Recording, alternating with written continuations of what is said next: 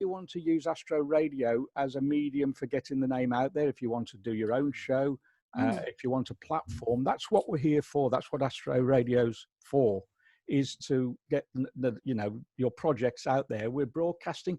We average at around 250,000 listeners across the globe per show.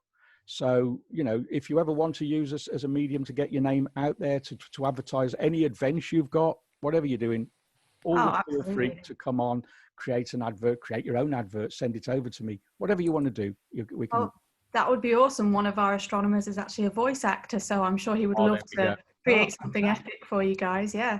Well, thank you very much. That's great. No, that's what we're here for. We're here to promote astronomy across the world, and also, I mean, you're interested in astronomy and art, I believe. Yes. Yeah. So I do have sort of a dual background when it comes to my work and kind of my hobbies as well. I am an astronomer sort of by trade, I guess, but I am an artist too. So a lot of what we do up there, the astrophotography and the art projects, I'm heavily involved with. So you can really combine the two. They're not secular. You can really, make art from astronomy, I think. Yeah, well, I mean, we do it in a slightly different way. I mean, we look at the art of music and astronomy, and that was the idea of Astro Radio in the first place. We created a festival many years ago called Solar Sphere Astronomical and Music Festival, and the idea was to bring the two together, so we could bring the two mediums together and bring people together who were like-minded. And then the radio station grew from that about 7 years ago now. It only seems like yesterday, but 7 years ago. So yeah, so we recognise that mixing art and science is a great thing to do, and it does draw a lot of other people in that you wouldn't normally get into the subject, doesn't it? Absolutely, yeah. It actually gives people the ability to access it in a humanized way, because whenever we stargaze or wherever we listen to music, particularly whether it's like our favorite soundtrack, like for example the Interstellar soundtrack, people love that. I love that. That can be a way of getting you to learn more. And it can be daunting, I think, astronomy, if you're maybe overwhelmed by facts, figures, tech. But if you're just looking from a musical standpoint like you guys, or from an artistic standpoint, that can be your way in, and from there you're hooked, I think. Yeah, I mean, with myself, if I'm observing something, I always hear music in my head. Yeah. I look at an object and I hear music, and I do astrophotography, and everybody says, "What settings do you use here and what settings do you use there?" And I move things about until I feel that it's right. Yes. I don't look at settings. It's more from an artist's point of view rather than an astronomer's point of view. It's so funny you should say, actually, that you hear music. I do remember when I lived in Beverley, before I moved up north, I would listen to music whilst doing astrophotography, and it just kind of seemed to set the night up for me. So I can really understand that, actually. Yeah. Yeah. So how did you? Let's go way back. How did you get into astronomy? What was the spark that started you to get interested in astronomy? Well, as most people would say, I always had that interest, that passion. For me, it was the fact that the knowledge base is limitless. So you'll never know anything and everything. You will never be an expert. All you can ever do is learn. And for me, the serious aspects of my interest in astronomy began when I had more free time, when I went from being fully employed to self-employed. And that gave me the ability to actually purchase a telescope seriously, stargaze, and do astrophotography. And that was in the region of maybe 5-6 years ago. And it kind of just snowballed from there. When you're a kid, you always have books that have beautiful pictures and facts, to actually see those objects and to really learn, from an amateur perspective and then academically about it was wonderful. And how did you come to be up at Kielder? How did you get involved with the Kielder project? Sheer persistence. So I think I annoyed them into giving me the job, actually. So I was a volunteer long before I was a staff member, and I remember I was looking for a place to stargaze that was unusual, a little bit isolated, that felt like it wasn't in England, and actually like-minded people who were around my age group too. And I kind of just stumbled upon Kielder whilst exploring the north of England. As I say, I had a lot of free time. I was driving around a lot in my car. just sort of poking around, and found the observatory and thought, pretty cool place. And once I saw the equipment, I was just like, yep, that's it. Yeah, you were hooked. I was hooked. I went back as a volunteer, maybe 4 times a month, and then eventually said, you better just give me a job, because, you know, I'm here all the time anyway.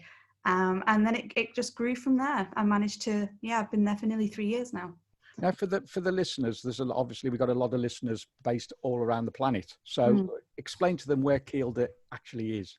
Sure. So Kielder Observatory is a really awesome public observatory in the northeast of England. It is, in fact, next to the most remote village in England called Kielder Village, and it's right on the Scottish border in the largest area of dark sky that we have in England. So it's in the International Dark Sky Park of Northumberland. Now that's quite a large area. It's about, I think, 340-ish square miles, and it's gold tier. So we have great Milky Way. We have, you know, fantastic visibility in a variety of magnitudes. The building was built in about 2012, and it just existed to get the public looking through telescopes, to get them accessing astronomy in a way that most people don't, because lots of the UK is heavily light polluted. And this small area, well, it's not really that small, but this area was just a gem, a jewel of a place to come. And yeah, we've gone from strength to strength. We do events. Before the world went a little bit strange, we did events 361 days out of the calendar year, in a variety of topics. So whether you're a beginner and you just want to know, you know, what can I see? What's a star? How do I look through a telescope? Or whether you want to learn about black holes, dark matter, dark energy, that's a very short talk. We don't know. But, you know, we have a whole gambit of things. So it's a fantastic place. Do you know, I'm going to admit to something now. You'll shout at me. I've never been. Well, we can remedy that. You can come on up. Well, in December, come get yourself up there. Yeah, my brother's not long moved up to just a place just outside of Lockerbie called Waterbeck. So I imagine that's not too far away. No. From you. So it will be. And I came up to do a talk just before the pandemic hit, and that was in Carlisle. Was it Carlisle? I can't remember. Carlisle. It was for the Cockermouth Astronomical Society anyway, and they did something in the middle of the town, and I went up to do a talk there on astrophotography. So yes, so it's going to be somewhere I have to come. I mean, what we'd like to do, and is we'll probably get a few of the other Astro Radio people together, is maybe come up and do an outside broadcast from there. Absolutely, yeah, absolutely. Well, we'll get you all in, and I think you'll have a great time. Fingers crossed that it's clear. You'll have to bring the clear skies with you. We've had a few bad storms recently. I live on the North Welsh border. We don't know what clear skies are. So what equipment have you got at the observatory? Well, we've got quite a variety, actually, depending on what part of the building you're in. So we do have a front observation deck just with a couple of Dobsonians, 300p sky watchers, because they're really versatile. In the building down the far end, the far end turret, we have a 16-inch RC. And that's one of the workhorses that's used every night to observe. It's also great for astrophotography, as I'm sure you know. There is a 5-inch Skywatcher attached to that, and that's on a Paramount ME2. Then we have in the next observatory a Meade LX200, which is an awesome bit of kit. It's actually my favorite telescope in the joint because it does a wonderful job on galaxies, brilliant high contrast, and that again is on a Paramount. And those are the public telescopes that are typically used by the general public, and they are fantastic. They do a great job. We also have a solar scope, which is just, you know, for whenever we get to solar observe. And then in the other building, we have a new astrophotography suite, which is super exciting, where we have a 14-inch RC, a 10-inch RC, and then 2 Takahashis, or what are they? I've got it written down. Yeah. FSQ 106 EDX4s. Pretty sweet, I've got to say. They're fantastic, with a 1-shot and a narrow band respectively. So yeah, they're pretty nifty. I think you got enough equipment to keep us happy anyway. Oh, we've got so much, yeah. Come up and play. It's wonderful, yeah. Definitely will. So what other aspects of astronomy are you interested in? Are you interested? I read somewhere, and I can't remember where, that you were into particle physics. Oh yeah, yeah, but don't ask me any questions. I'm not I do like particle physics from a purely I don't get it point of view. Yeah. It's one of those subjects where if I start reading, I will just keep reading, and I don't know how much of it goes in there, but I find it utterly fascinating, particularly when it comes to the relationship between how such small interactions affect larger scale objects in the universe, and ultimately how it is going to be that missing link, and it just fascinates me. But again, no idea about most of it. It was quite funny, really, because when before we were doing this reach out thing, we were doing a thing called lock-in at the locked-in in the first lock-in. And we had a lady from London come on, and she was a particle physics specialist. She was the Sheldon Cooper of Britain. If you've ever seen The Big Bang, obviously. She was, and she came on and she was trying to explain it to me, and I was just lost. I have to admit, she'd gone beyond anywhere that I could even imagine, and I had to try and think of something that I'd seen on a TV program, and I thought, is space foamy at the quantum level? And it sounded like I knew what I was talking about, and the way she went for another half an hour about foamy space, and I thought, I've just dodged a bullet there. But no, it does fascinate me, and I'm probably like yourself. I have no idea on how it all works, but I'm fascinated by dimensions and time and the rest of it, but we've had one guy come on from CERN, and he was interesting because I did a talk with him down in East Sussex. I was doing a talk on using remote telescopes on mountain tops, and he was doing a talk on the Higgs boson. He was part of the team. What a guy. He came on, he's a lovely guy, and he came on, and he just made it so simple for us, which was a good thing, really. But when he did the talk down in East Sussex, we just all sat there, and my brain had fried, totally fried. But what we're going to do now, Natasha, we're going to go to a record. That's made me, I've done it again. It makes me feel old. We're going to go for a record, a track. And we'll come back to you, and the panel can ask you a few questions if you don't mind. Absolutely, yeah. Cool. So we're going to go to a track now, and this is Cats in Space and Jupiter Calling. There we go. You can have a break now. Specific needs, such as RCs, can be a nightmare to collimate, for example, and they're fantastic. They help us out in any way we need. So we've got a really good, robust team. We're very fortunate, and it's very interesting when you get all of these young people and you put them in this location way out in the middle of nowhere. All of this energy, it's a great fusion. We do get a little bit, we're very, very happy to do what we do. But you're right, the location is just gorgeous. We usually take over an hour to drive through the forest. There is one long main road that sort of winds all the way through, and then a long off-road track that climbs up through all of the trees to get to the building. So that's part of the experience too, is actually going to the location, being in the absolute quiet where there's no signal, and then when the stars come out, perfect. Awesome. And I couldn't get my map to show me 3D. I assume it's on the crest of a large hill. What is your how high are you above the surrounding countryside? Yeah, we're 450 meters above sea level, so we're quite high up. And you do get a view right down towards the reservoir. You get a view right all the way across, basically into Scotland. So you have a fab 360-degree view. I think on the website there is a 360-degree tour that you can take that will show you the site, the surroundings, and inside the buildings too. Nice. Oh, anybody else? Yeah, I think Divya has a couple of questions or some comments you'd like to ask. Divya, can you unmute? Thank you. Yeah. Yeah. Hello, I joined a bit late, and I just wanted to know about your work in observatory, and I also wanted to know that as observatory is in outskirts of cities and in forests, of course there won't be much of light pollution, but does light pollution affect the observation, and especially after the star constellations and things like that?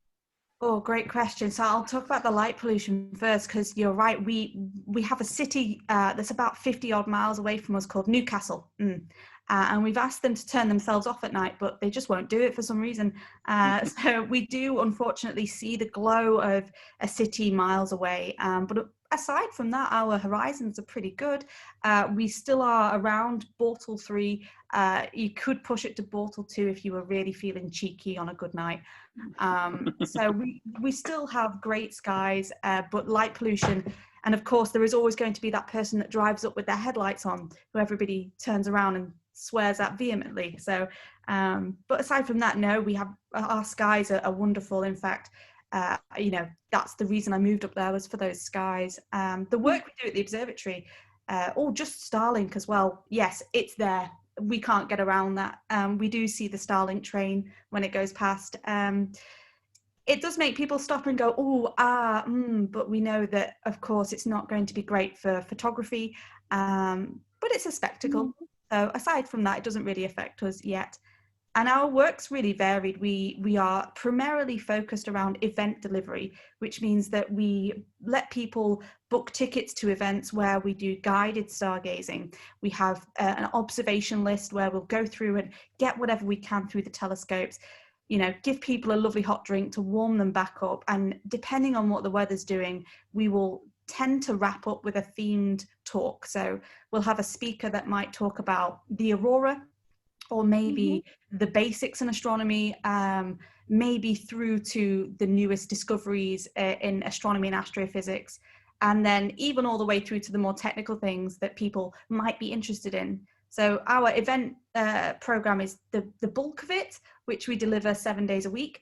But then we also have a huge education program. We have one of the largest education programs in the country, where we go into schools with a big planetarium. We go and do experiments around the electromagnetic spectrum. We've moved that online now, but just yesterday, my colleague was chatting to 500 students in a school in Sweden about, you know, dark skies and astronomy and how to navigate the constellations. So yeah, we are kept very busy. Yeah, very busy. Amazing. Yeah. Thank you.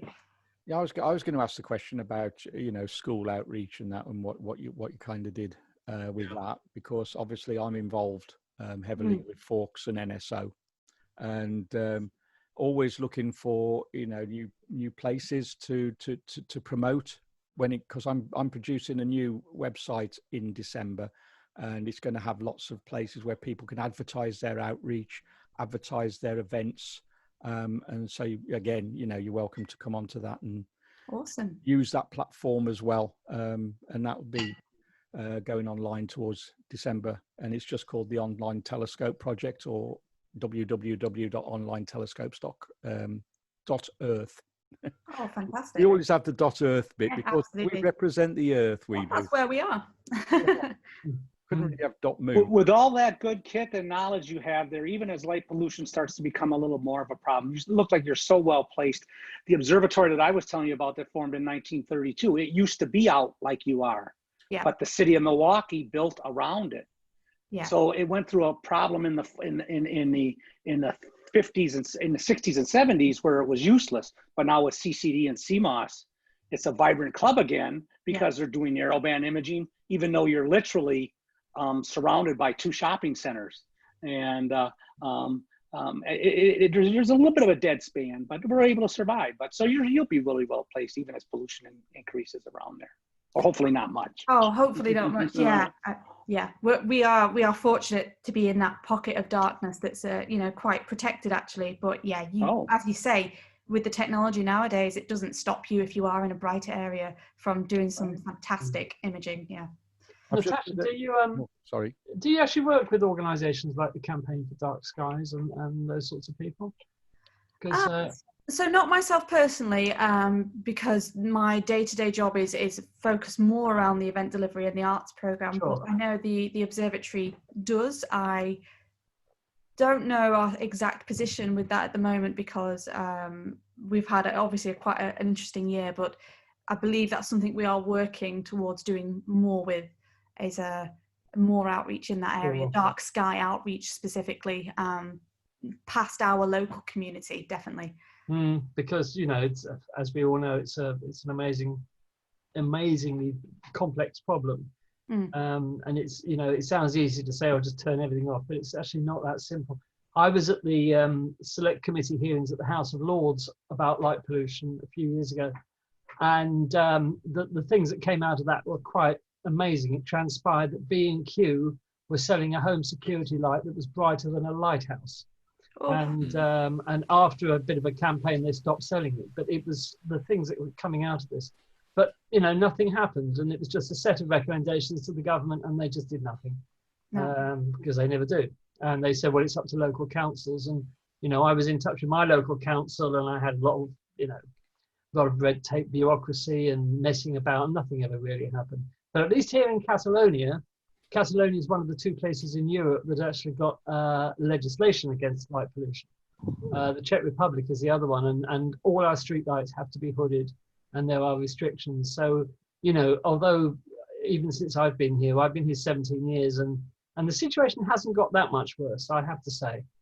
So there is, it can be done if people just, you know, feel the urge to do it. It can be done. So good luck with that. Thank you. You'll need it.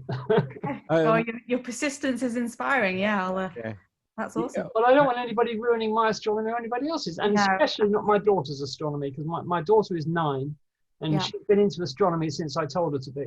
And you know, she's heavily into it, and we go out with the telescope. And I just don't want her to lose the night skies that we do have. It's not perfectly dark here. We've got a city. You know, we've got a city as well, but ours is only 10 miles to the north. So we've got no northern horizon, but the rest of the sky is really dark. So, you know, I want to preserve that for my daughter and the rest of her generation, because if we don't, we're in big trouble. Absolutely. Yeah. I've got 2 questions come in. One from Michael at Go Space Watch. And he said, how is Kielder funded? How is Kielder funded? We're a charity, so we are a registered charity. The people that come to have an event with us and spend their evening with us, they pay my salary. So we are held up by the generosity of people and their interest in astronomy. We do have some funded projects. So, for example, our recent newest observatory we opened was funded by the Gillian Dickinson Trust Fund. And we do have a contract with the North of Tyne Council Authority for our education program. So those are paid for, you know, by funding, but the blood and tears, it's you guys, it's the public that give us the opportunity to carry on doing what we do. Okay, so a message from Stefan. He's just outside of Moscow. He said he's going to have to come and visit. And he said all he wants to know is, where's the nearest airport? So Stefan, you're so welcome. Come and visit us. It's Newcastle Airport. So you're not far. You're only 50-60 miles away. So you could literally just get a very probably expensive cab and hop your way through. And then, you could stay in the forest. So we'd welcome you. It'd be great. I just said, he said, thank you. He said, I'll hire a car. Probably better, probably cheaper. Funnily enough, I mean, I had a question. I also got the same question in from, who's that from? Mark. And he's over in Sweden. He asked the same. How do I get there? And Newcastle Airport and that. Well, of course, Sweden, you could always drive. That's probably good. Get a ferry to Newcastle, drive down, get a ferry to Newcastle. Lovely trip. So what we're going to do, we're going to go to another track, and we'll come back with a few more listeners and panel questions in a little while. So this is, what shall we have next? Let's have a look. Tom Petty and the Heartbreakers and Something in the Air. There we go. You're okay. You can rest again, folks. Right. I'm having a quick text in earlier on, but what he was saying is that he's checked on Google Maps. He realizes that Galloway isn't that far from Kielder, and normally we go and visit Galloway. So he suggests now that we should go and visit Kielder, which I think is a good idea. Yeah, we would. So that could be something once this lockdown's over. Let's get back into the night next year and see what we can do. That'd be great. Yeah, we would welcome you with open arms. We're closer than Galloway. Come on. We'll give you a ring and get the kettle on, and we'll be on our way. Keith Pearson, Preston and District Astronomical Society, he asks how many clear nights a year do you get? Now, the reason he's asking this is because he's sick of setting up his C 9¼ inch and his HEQ5 only to get clouded out 5 minutes after the scope is cooled down.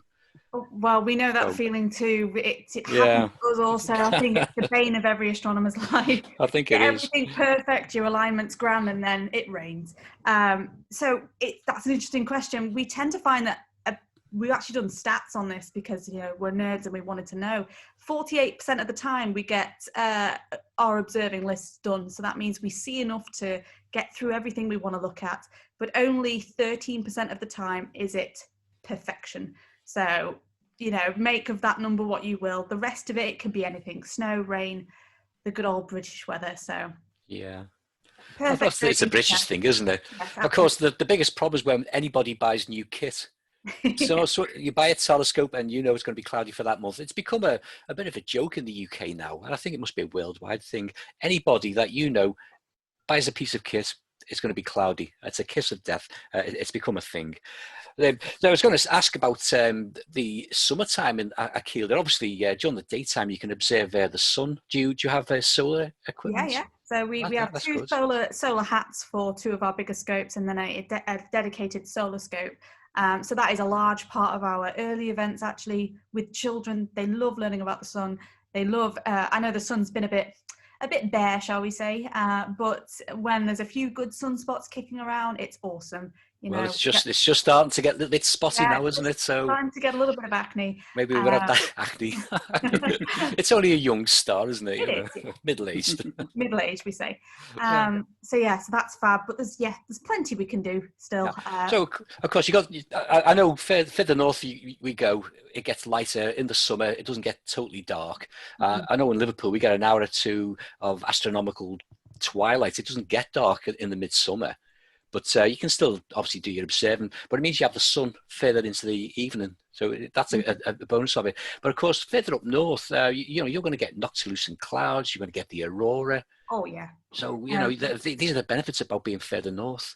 Absolutely. I mean, one of the best NLC displays that we ever saw, we'd actually finished our shift. We were on our little way home, and there's a beautiful, just the landscape, just sort of, as you drive home, you can see this dip in the valley, and the noctilucent clouds were bright and shining over the horizon. We stopped, took our panorama images, and it was lovely. But yes, aurora occasionally graces us with the presence. We had a display not too long ago, actually. It was out of the blue. But yeah, we get all sorts. It's well placed. It's that problem of not quite having astronomical darkness. We have that a little bit too, but there's still plenty we can see. Yeah. There's always something, isn't there? Always something, yeah. Yeah. Over to you, Pete. Zodiacal light. Yes. Do you get that? Yes, we've seen it once or twice. My colleague was really thrilled to have imaged it on his way home. He put the laptop in front of us the next day and said, "Ia, what do you make of this?" And we said, "We can't believe you've got that. Can't believe it." So yes, occasionally the zodiacal light, yeah. That's amazing. Another thing I haven't seen is the zodiacal light. I may have seen it, but I don't realise that I have seen it. Yeah. But that sounds. So, did you have some great views of the comet this year? So we did. We had so we were a little bit scattered because some of the team they'd sort of gone to ground for lockdown. But I know quite a lot of my colleagues. Every day they were out with their cameras observing it. It was fantastic. It's one of the things where we at the observatory asked our guests, "Did you see Neowise? Did you see it?" "Oh, shucks, if you didn't, you'll have to wait, thousands of years." You've got a long wait ahead of you. It was spectacular, yeah. Really gorgeous. That's the question to ask as well. How has the lockdown affected you? How has the pandemic in general and the lockdowns affected you up at Kielder? Well, like everybody, it took us by surprise initially that we would have to just cease our operations, and our customers and our guests were really understanding. It's forced us to change how we approach what we do. We are used to delivering our, the science and the astronomy face to face, and now we have to move towards, online activities, online learning, and engaging with people differently. And so we've actually learned a lot from it, and we found that people still love space, even if they can't come and see us. And that's really heartening. We find that actually we're going from strength to strength, despite having to work around all of these challenges. And hopefully, our new avenues will, create more opportunities for people to come and learn. That's what we hope anyway. Question in here from John. And John's down in Coonabarabran in Sydney. Well, I say in Sydney, in Australia. He's 10 hours away from Sydney. He's in Coonabarabran, and he said, and it's a question that interests me, actually, probably interests a couple of others in the chat as well. Are you ever going to be in a position, or will you ever offer remote telescope access? Yeah. A great question. And yes, we would absolutely love to do that. We have the issue we have at the moment is time. Yeah. So we need the time to develop that fully, and we need the staff free to be able to give that the maintenance, the service. We absolutely want to do that because we understand that this kit is awesome. We want to be able to share it. We want to be able to give people that access. So yes, absolutely. We do in fact have some interesting developments. We will have a radio dish on site, hopefully, whenever it finally lands from Italy and has its quarantine done. And that will mean that we'll be able to have not only a visual piece of equipment to offer people, but also a radio scope too. So yes, it's in the pipeline. That's incredible. Of course, I mean, from me looking at it from a commercial point of view, I look at lots of things from a commercial point of view, being self-employed as well. Yeah, it would be another good revenue funding scheme as well for renting time out on telescopes for the observatory, I guess. But obviously, there's the initial outlay to get it up and running. Yeah. But once you do, I would imagine it's another funding stream that you could utilize there. Sure. Absolutely. And with all that technical staff available and on site, even a hosting operation maybe would be something that some people might be interested in. Yes, yeah.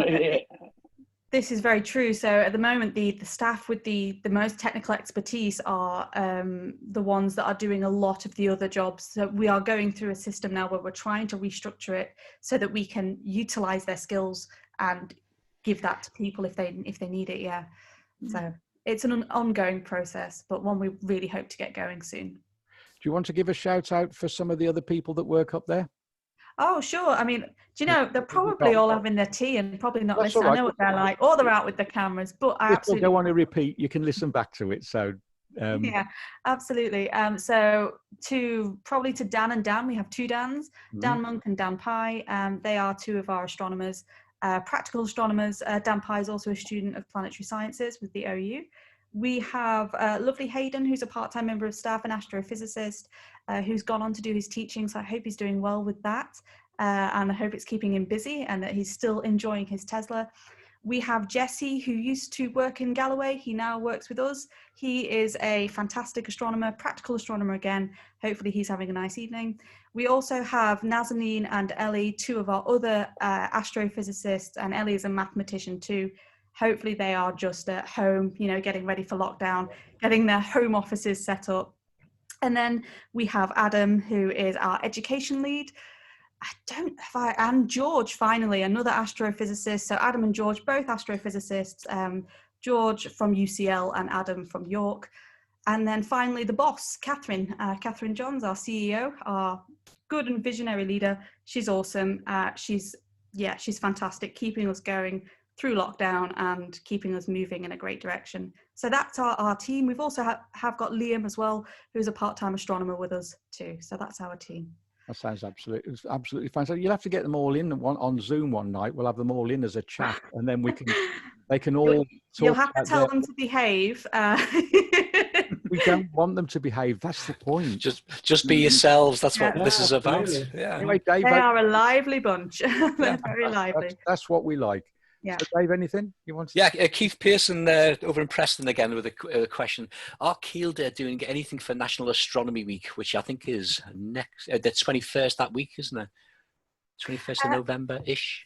Yeah. A fantastic question. Do you know, I don't know. I will find out for you. I don't think so far we are. We've all been given our lists of things that we're doing. That's not on my list, so it might be on somebody else's. because we all have our own projects. But no, great question. I don't actually know. Well, whilst I'm thinking about it, I must point out also Northwest Astrofest, which we normally hold in the Northwest.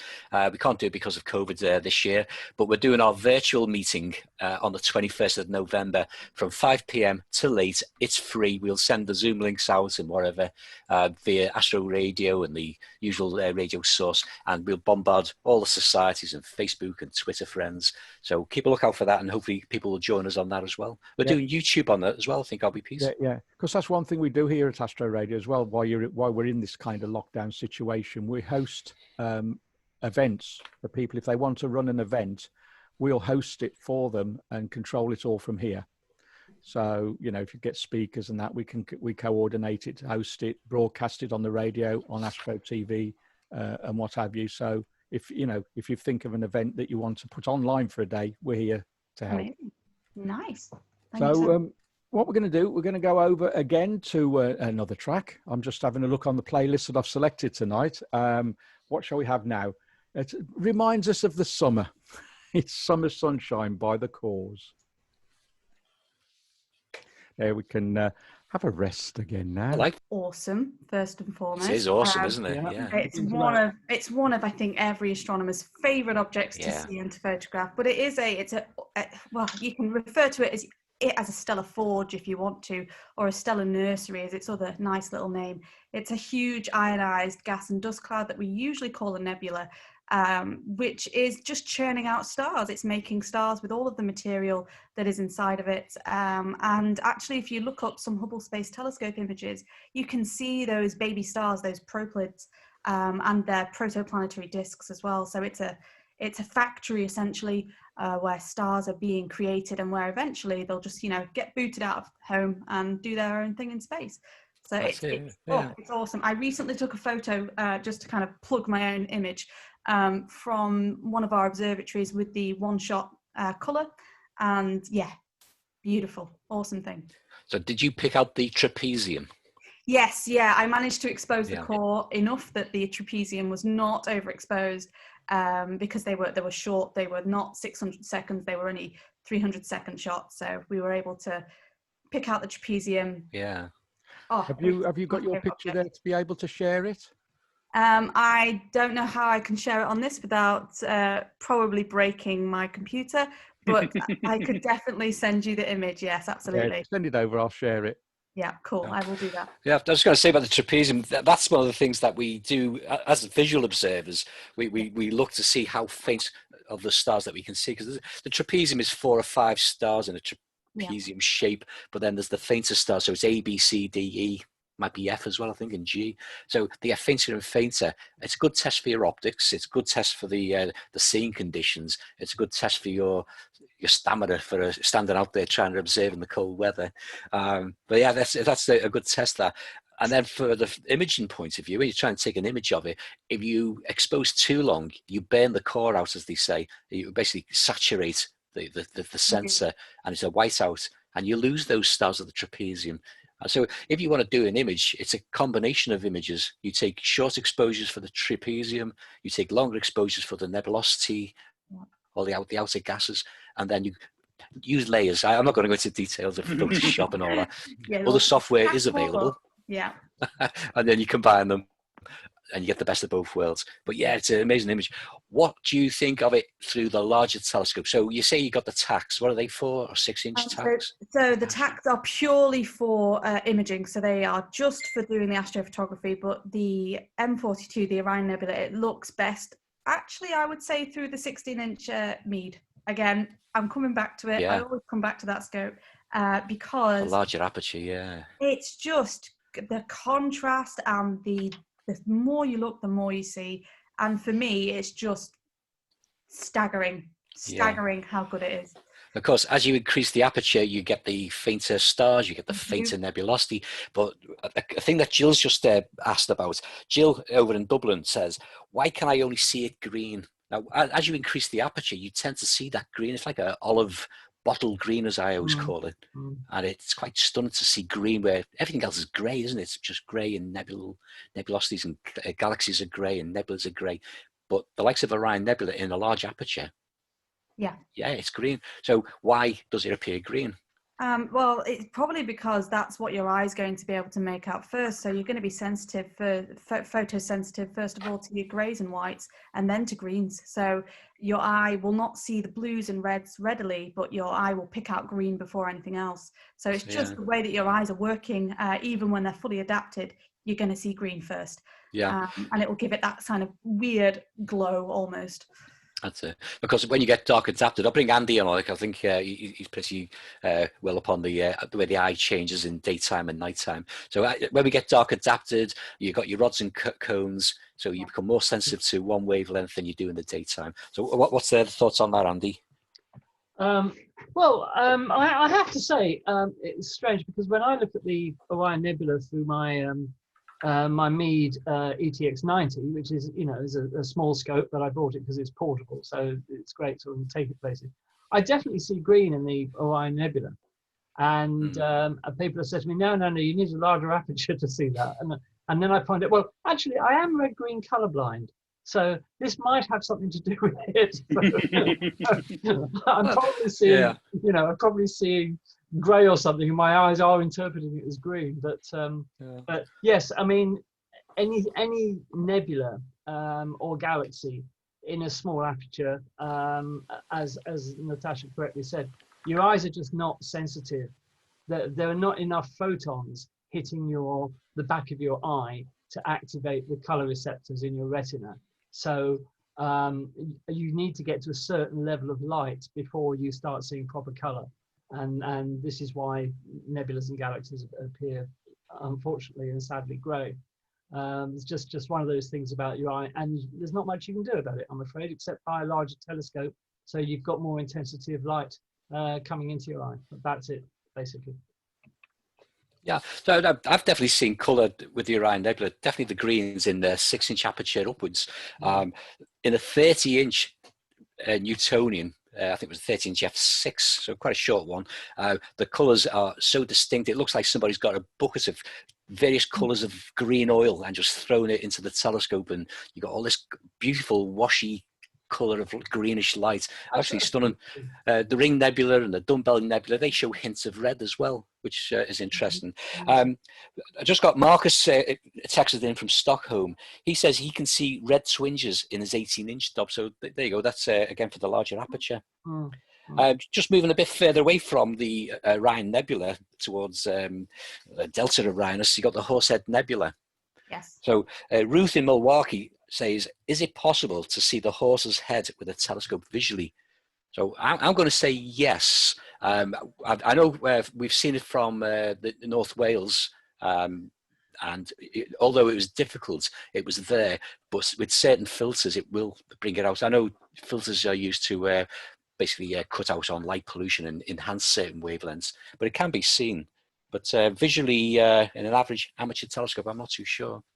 I would agree with you there, definitely. So if you've got the filters, and we've seen it at the observatory, it is, you've got to really imagine it. You've got to really put your faith into saying it's there. But yes, I would say small aperture telescopes without a filter, you will struggle. But if you can, I think you can just about get it. So, okay, we've got this dark dust that's obscuring the starlight from behind. And of course, you've got the gas clouds of hydrogen there as well. So I would think if you used a hydrogen alpha narrowband filter for visual, that would enhance the actual shape of what is the horse's head. Yes. But absolutely amazing and stunning when it comes out on images. I remember the first time I saw that on my laptop screen in red, because I have the red lights on, and there is this horse's head, and it's like, wow, just absolutely stunning. Yeah. Okay. Anyone got any further comments on the Orion Nebula? Well, we shouldn't let that ruin the desire to go out and try to see it, regardless of how faint it is, because I personally believe that even though you see these beautiful National Geographic or Hubble images, once you do get to see even the faint glow in a large aperture telescope, there's a certain memory in your mind of what you've seen. And I think it provides a certain experience that is. So I guess what I'm saying is that don't be disappointed or give up just because what you see with a live telescope that doesn't match what you see on the on the newsreels at night. It's still a good experience and worthwhile going after. Of course, it's the lack of starlight that you see, as well as the shape of the horse's head. It's like looking at the North American. We see the North American nebula, NGC 7000, if I get my numbers right. And what we see is what looks like the coastline of America, or certainly the East Coast. But it's really just the gas clouds obscuring the starlight behind it. And we automatically, our brain says, oh, there's the North American coast, or the Californian coast, or Mexico, or whichever it be. I'd say with the pelican, you know, when someone says, oh, that's a pelican, you think, where'd you get that from? But once you see that pelican, you see it, you can't miss it. And there's a lovely eye. It's good stuff. Okay, just moving forward. Question from Robin Telford. Do jet trails hinder astronomy? Well, from Kielder, how'd you get them? Are you on the flight path of the jets? They kind of skirt around us. We're not directly on a flight path. So not particularly. They've never been something that I've noticed as causing us issues. We obviously, if there's a plane up, we don't do our laser tours. We leave the plane to its job. But no, they particularly don't bother us, I've got to say. It's usually clouds we're more concerned with. Clouds coming over than the jet trails. Yeah, I'll say from Liverpool in the northwest, we have lots of aircraft. We got Manchester in one way, we got Liverpool, which is only a small airport, John Lennon Airport. It's not a great big airport, but we're on the flight paths for everything going up towards Norway, going out to America, going down to Spain. So we do get lots of aircraft. So you do get that pollutant. So when the jet trails there, they spread out, you get that thin haze. And I remember as a kid, the winter skies were royal blue. You could see the blue sky, but now it's like a hazy, milky blue. Now, the thing I did notice, and I'm sure many amateur astronomers noticed, when the lockdown came and the aircrafts were reduced in flights, the skies improved. And the nighttime improved as well. Seeing conditions were much better. One of you is going to have to remind me on the volcano that erupted several years back. Was it Pinatubo? I can't remember the name. Yeah. Well, when that volcano erupted, all the ash was it was on the jet. It was going up into the atmosphere, but it was also on the major flight paths back and forth. So the flights had to stop. And lo and behold, the skies were beautifully clear. The stars were just perfect. Jetstream was doing its little meandering thing, but when you got it right, the scene was beautiful. But then when flights returned, that was it, back again. Yeah. So I did read something. Yeah. I did read something, Dave, this week that was very interesting about jet trails, though, as far as amateur astronomers who don't have a lot of equipment to judge what the scene is like at high altitude. And it was that if you look up in the evening as you're setting up and you see jet trails that are puffy, you know that the scene is going to be rather long and puffy. The seeing is not going to be as good as if they're short and wispy. So it would be a good judge as you're setting up in the afternoon, whether you want to continue or stuff like that. Just thought that was an interesting tip from somebody. Because another thing is when we get hazy sky and you can still see the stars and you can still see the planets, generally the atmosphere tends to be a bit more steady. I think that's fair to say. So the seeing conditions for the planets and of course the moon tends to improve. So that's another handy tip. I'm sure Damien mentioned this in the past as well. He prefers, obviously, the best skies that he can get. And where I think he's down in Chelsea, down on the south coast. So I think the conditions down there may be slightly better sky with the sky, but nevertheless, they still get those variable scene conditions. But hazy skies does help. It steadies the image, so we haven't got that turbulence. I've been asked to ask Keith how they affect with his astronomy in Preston. If Keith could unmute his mic, that'd be good. Are you there, Keith? Can you hear us? He's just unmuting. Can you hear me now? We can hear you, Keith. So what about Preston? Do you have problems with the jets going over and the seeing conditions being variable? You can't really see the jets for the clouds and rain, to be quite honest. Is it that bad, is it? That's why I've got a picture of the moon. It's frequently all you can see. The weather conditions and the light pollution here in Preston are shocking. They're really, really bad. So Are you based in Preston itself, Keith, or are you just on the outskirts in the suburbs? So I've no northern view at all for the light pollution from Preston. I would have probably been better off in Jeremiah Horrocks' days, I think. Yeah, I think we all would have. It's not good. It's not good. The only problem, Keith, if we went back, if we could go back in time and be in his days, where would we be in the pecking order? Well, yeah, it's pretty. You wouldn't have a telescope. You'd be out in the fields picking spuds or something. Yeah, like I'd be there as well. Probably burnt as a witch, I would imagine. Yeah. Well, yeah, only with the knowledge that you've got now. And you coming on here, Keith? What sort of are you into astrophotography, or is it just visual?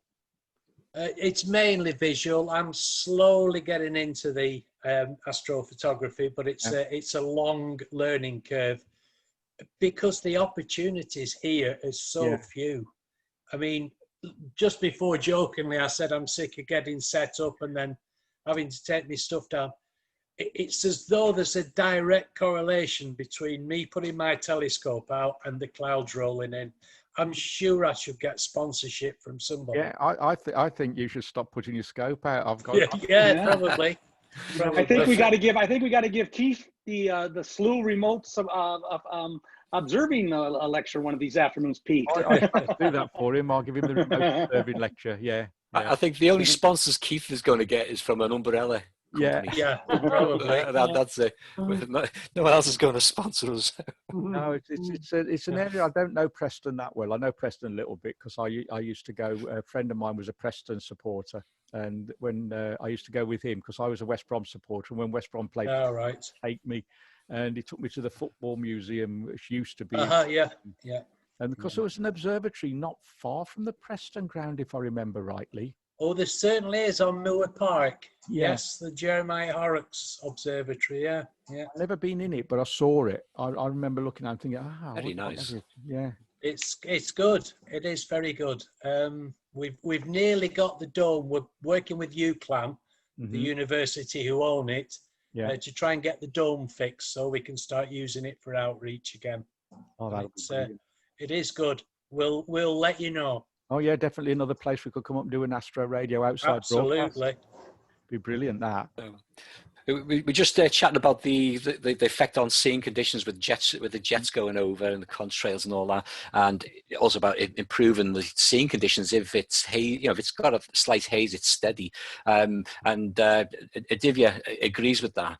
I've just asked her if she wants to come into the chat and have a bit of a banter with us, but she says it's midnight where she is, and they're not really up for talking at midnight, so she's happy listening in the background there. That's no problem, Divya. You're always welcome whenever you wish. Back to the contrails. I mean, I just nipped out for a minute there, but with the jet trails, I did notice when I was walking around the village here, because where we live, it's a remote little village really, that the skies were so much clearer. Under lockdown with no jets going over, you just felt that everything was crisper. And I remember we had Chris Lintott on here to chat about that, and he said, I don't think there's any difference. And I just told him he's been drinking too much whiskey, and living in the middle of Oxford's not going to be any good at all. But he didn't seem to feel that. And I said, I definitely feel that without those trails, because where we live, although it's in the middle of nowhere, we get the planes going into Manchester and into Liverpool coming over our house or nearby, so you get the trails drifting, and there's definitely an influence. Definitely, I can see that the skies have, since the planes started flying again, have deteriorated. I agree with you, Pete. I mean, where I live, 90 kilometers north of Barcelona. Barcelona, of course, is a huge international hub for aircraft, and it's not unusual to see 8 or 10 planes in the sky at the same time. I think my daughter called me out one day, she counted 10, and they're all pumping out jet trails. And they do take a long time to dissipate, so you see them in the afternoon, they'll still be there at midnight. But since the lockdown, you're absolutely right. I mean, we get gorgeously clear blue skies. I didn't think our skies could get any bluer and clearer. But they have. It's amazingly crisp, and the seeing is better. Not that I think the contrails are affecting my seeing very much, but yeah, the sky seems definitely bluer and clearer. definitely. Well, I had the one night we've got towards the north is Wrexham, nearest Welsh town, and they got a sports centre with some green light. Well, we got a trail come across, and it was catching the green light, and I was convinced I could see the aurora. Dashed up to the graveyard in our village, which is your best vantage point for north, and photographed this aurora, only to process it and find I'd just photographed a jet trail and the lights from the sports centre in Wrexham. I could have put it up on Facebook and said We've all done it, Pete. We've all it's done real. it. It's real. But no, yeah. So I mean, I spent ages photographing this this effect. Just to realize. I when I was about 8 years old, I got up at some unholy hour in the morning to look at Jupiter and try and get a photograph of it. And I was very proud to show my parents this photograph of Jupiter that I got, and it was actually the street light at the end of the road. But I was only 8 and I was very tired, so that's my excuse. Yeah, you did. Now you admitted to me last week. It was last week, but there you go. Divya may recall we were talking in one of our SLU get-togethers, community get-togethers. Some of the people from India were telling us that during lockdown, in some of the areas there, they had a substantial improvement in the amount of pollution and the haze. That there were places that they had never seen stars, that you could actually finally see stars at night, just due to the amount of change in pollution because of lockdown. So it can have a substantial effect, and which only goes to prove that if we all get together and work in this world and get rid of some of that haze and stuff like that, it can be done. It can be done. Yeah, Can be done. definitely. Anyway, we're going to go over to another track now, and we'll come back to the chat with some more questions in a little while. This is Europe and Days of Rock and Roll. I thought you were going to play Purple Haze. That would have been nice. John down in Redruth in Cornwall, he wants to know, okay, so you're a dark sky park and you've got all the astronomy side of it. He says, being as it is such a beautiful area, a forestry area as well, what type of things have you got, activities have you got going in the day for sort of nature rambles and that kind of thing? Oh, great question. Yeah, so there's tons going on. So the Water Forest Park has an art and architecture trail. So our observatory is such art installation. But there are many art installations that are around the reservoir. There are biking trails that are varied in their difficulty. So whether you like mountain biking, or maybe you're just a rambler and you like a good art, like there's an echo chamber. There's a beautiful art installation called the Wave Chamber. There is Sky Space, which is just on the route to us, where you can sit and watch the sun go down and it feels like you're in a spaceship. There is lots going on. There's some very nice holiday lodges if you like jacuzzis, so if you fancy a jacuzzi, there's that too. The whole area, it feels very depopulated. It feels very calm and relaxed, but there's actually plenty going on. The art and architecture in particular is something that we're thrilled to have. Lots of cool installations that you can go around and discover. One of them in particular is a giant head just in the middle of the forest, and me and my buddies after work were going down to the water to try and just capture Orion rising over the reservoir, and we were stumbling along with our torches and this head just popped out of nowhere, this giant art installation lit red, of course, with red lighting, and it scared us a lot, and that was a great evening. So yeah, there's plenty to get up to. Yeah, because that kind of leads on to a question from Jack and Lynn in Swansea, and they wanted to know what they're not into camping, and they said, is there accommodation? And you just said there's some accommodation. Oh yeah, the accommodation all the way down by the waterside, and I can attest to the pub food in the pub there. It's pretty darn good. So yeah, it's very nice. Something for everybody then, really. I think so, yeah, whatever you're into. So what we tend to find is that there's usually couples will come along, and there will be one who's a real astronomy enthusiast, really into it, and then the counterpart is maybe not quite so interested, and they're just there as the plus one. But we try and win them round, and we try and say that everybody should leave a convert of astronomy after they've come to visit us. But yeah, there's plenty for everybody up in Kielder. That sounds great. That's right ethos, that. Okay, back over to Dave.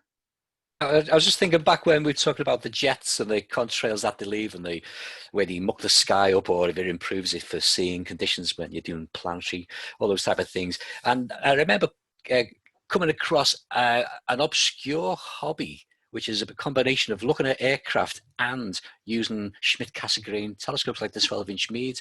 And there are plane, I don't know what the term is, a plane enthusiast or plane spotters, I think. And there may be some people listening who do this, but they actually observe the jets that are flying over at 30, 40,000 feet, but they're using the long focal length of a Schmidt-Cassegrain, might be 3,000 mil or 2,000 mil, depending on the aperture and the F ratios.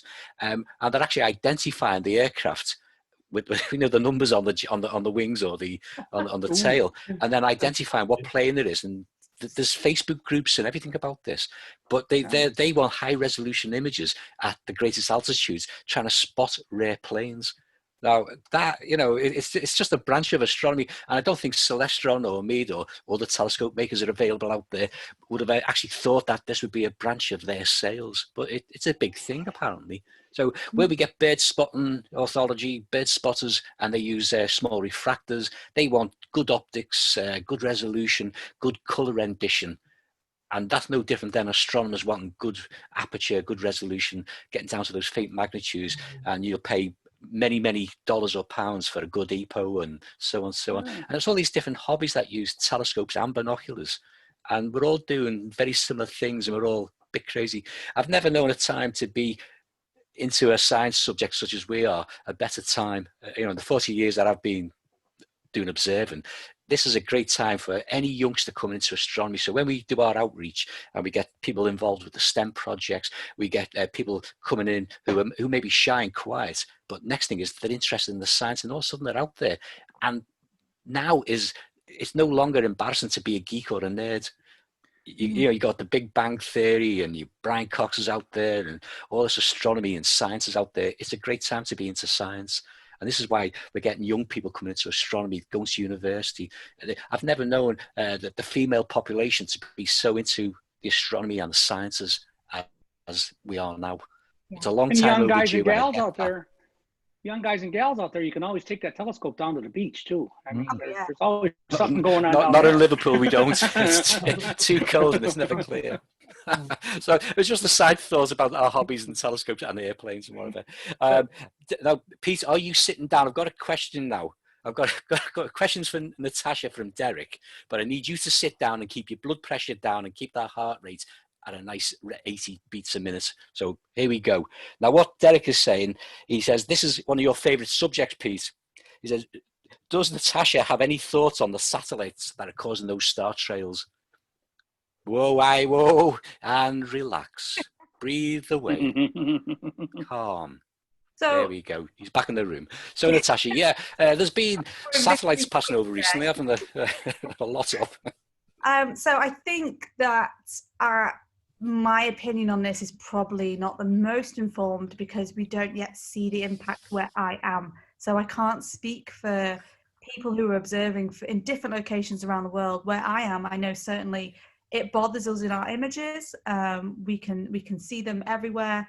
They are a nuisance. But again, we do no research. So we are public outreach only.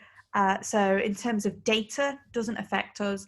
But I know that it certainly will affect other people. And the bigger the problem gets, the more it will affect people's work, their hobbies, and it will go from being a nuisance to something that is going to be probably quite detrimental. That's what I think anyway. And so we don't know, do we really need them all? That's probably what I would say. Is it necessary to pollute the skies so heavily? And I mean, just imagine if you have been working hard on collecting data from something and this bright streak just whizzes through it. And I don't know how many degrees of arc it will go through, but it's dead pixels. You can't use it. There's no way you can subtract that. And I feel the pain of people. I feel people. Yeah. Oh, well, because I collect data with 2-meter telescopes, and obviously your time on those telescopes is valuable. You don't get it. You have to pick and get your time when you need to use it. And the amount of times I've had a satellite go through, especially these Starlink ones. You started me now. Especially these Starlink ones. And on the 2-meter telescope with a narrow field, they're not little lines that are going through. They're tree trunks going through, and you cannot process that out in any way, and that's your time wasted. It's gone. You can't get that time back. And you know, and you might just have been at a crucial moment as well. But this is what they're doing, and of course, there's no recourse. I read of another project coming up this week. There's an American company. I may have this wrong. I think they're called CST. They've gone to the FCC to ask for permission to put up a satellite constellation for worldwide broadband straight to your mobile. And to do this, they're going to put up satellites that have got huge phased array antennas measuring 900 square meters. And they're going to be at least 40 of these satellites. They're going to be absolutely huge. And it's looking like the FCC may give them approval for this. So, you know, that's another hazard. And NASA, for the first time, they normally don't get involved in things like this, but NASA have come out and said they're going to be such a collision danger. And the company's really inexperienced. They've never built big satellites before. And they're worried that, you know, that NASA say up to 50% of them could be involved in collisions. So it's all, you know, it really is getting the Wild West up there. And this is why 2 weeks ago, a group of astronomers went to the United Nations to try and forge some sort of international agreements about the future of these satellite constellations, what these companies are actually allowed to do. Because if we don't have international agreements on this, it's going to be the Wild West, and ground-based astronomy is really going to suffer. So, you know, we all need to get behind these astronomers, definitely. Mm. Yeah. So before I start getting too excited about it, is any more questions, Dave? Yeah, let's move on from the Starlink, shall we? Because our blood pressure will go up, as it always does. Question from Jill in Dublin. What is the difference between a gas giant and an ice giant?